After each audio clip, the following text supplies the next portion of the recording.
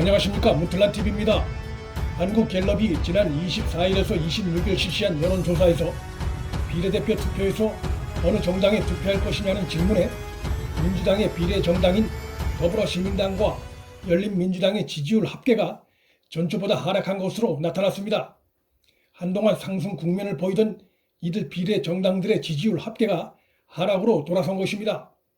지지율 합계를 따지는 것은 두 당 모두 민주당의 사실상의 위성 정당이란 점에서 어느 한 정당의 지지율 하락이 다른 정당으로 그대로 옮겨가지 않았다는 점에서 눈에 띄고 있습니다. 연령별로 살펴보면 2030 세대의 감소폭이 컸습니다.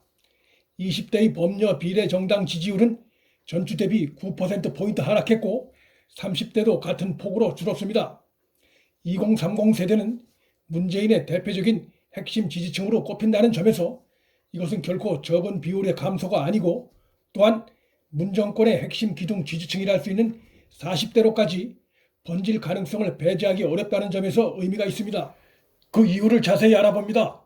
이번 상황은 시대착오적인 조국 옹호론자들이 다수인 비례 후보 구성이 오히려 역풍을 불러오기 시작했다는 것 외에 다른 이유를 찾기 어렵습니다. 조국 사태 때 문재인 지지로부터의 이탈이 가장 컸던 연령층이 2030 세대였다는 점에서 이들은 현 정권의 문제점에 대해 빠르게 반응하는 특성이 있다는 것이 다시 확인되고 있습니다.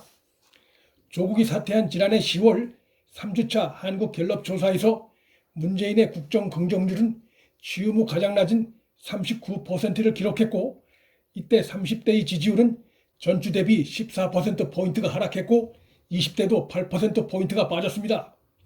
따라서 범여 비례 정당들의 2030 지지율 하락도 조국 때 반조국 프레임에 실망한 불공정 이슈에 민감한 2030의 반발을 다시 불러와 그들로부터 등을 돌리게 하는 패착으로 변해가는 양상이란 점에서 주목되고 있습니다.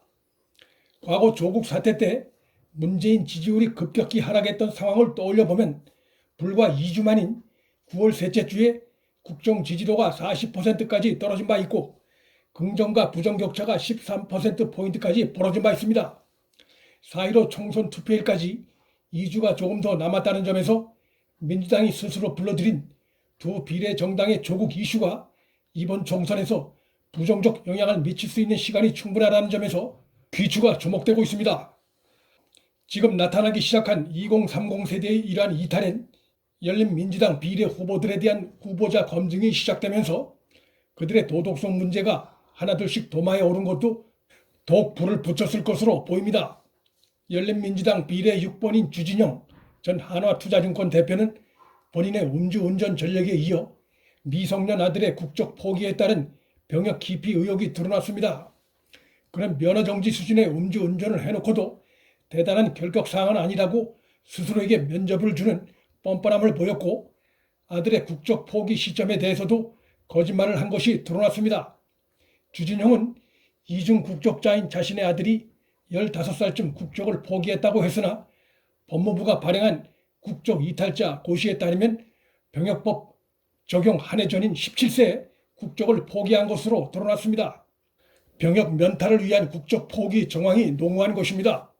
비례 2번인 최강욱 전 청와대 공직기강 비서관은 본인은 친일 척결을 외치면서 정작 판매가가 1억 원이 넘는 일본차 브랜드 렉서스를 보유한 것으로 드러나 비판을 받았습니다. 그는 고위공직자 재산신고 하루 전날에도 SNS에 한국보다 일본의 이익에 편승하는 무리를 척결하는 것, 그것이 제가 선거에 임하며 다짐하는 최고의 목표라는 내용의 글을 남겼습니다. 지난 26일 재산신고 대상이었던 청와대 전현직 비서관 가운데 일본차를 소유하고 있는 사람은 최강욱 한 명뿐이었습니다. 이들의 이중적이고 내로남불적인 행태는 문 정권의 지금까지의 그 같은 국정운영 행태의 축소판이란 인식이 2030 세대로 하여금 이들 정당에 대해 등을 돌리게 만들었을 가능성이 있습니다. 열린민주당에서 비례 8번을 받은 황희석 전 법무부 인권국장은 조국이 검찰개혁을 추진하다가 이를 반대하는 간신배 윤석열 총장에 의해 억울하게 고통을 당하고 있는 것처럼 망언을 해 논란을 일으켰습니다. 조국이 기소되고 그의 아내가 재판을 받는 것은 검찰개혁 추진 때문이 아니고 그들이 갖고 있는 사회적 지위와 영향력을 이용해 불공정을 일삼았기 때문입니다.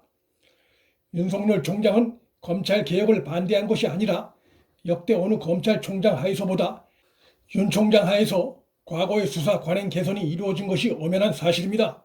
이러한 엄연한 사실을 왜곡 호도하는 자들이 다수 들어선 정당이 국민의 지지를 오래 받을 수 없는 것은 당연한 것입니다. 민주당이 자신들의 공식적인 파트너라고 주장하고 있는 더불어시민당에 대한 2030의 이탈이 나타난 것은 더불어시민당 역시 조국 수호론자들이 주축이 돼 만들어진 비례정당이라는 구조적 특성으로 인해 조국의 부정적 이미지에서 벗어나기 어려운 때문으로 풀이됩니다. 4.15 총선 투표일까지는 아직 2주 이상 남았고 그 기간이면 민주당 비례정당들의 부정적 실체가 좀 더 자세히 드러날 수 있는 충분한 시간이고 그것은 그들뿐만 아니라 그들의 모 정당인 민주당으로까지 부정적 영향이 확산될 가능성이 높다고 전망됩니다. 문틀란TV 여기서 마칩니다. 구독과 좋아요, 방송 공유는 방송 제작에 큰 힘이 됩니다. 시청해 주셔서 감사합니다.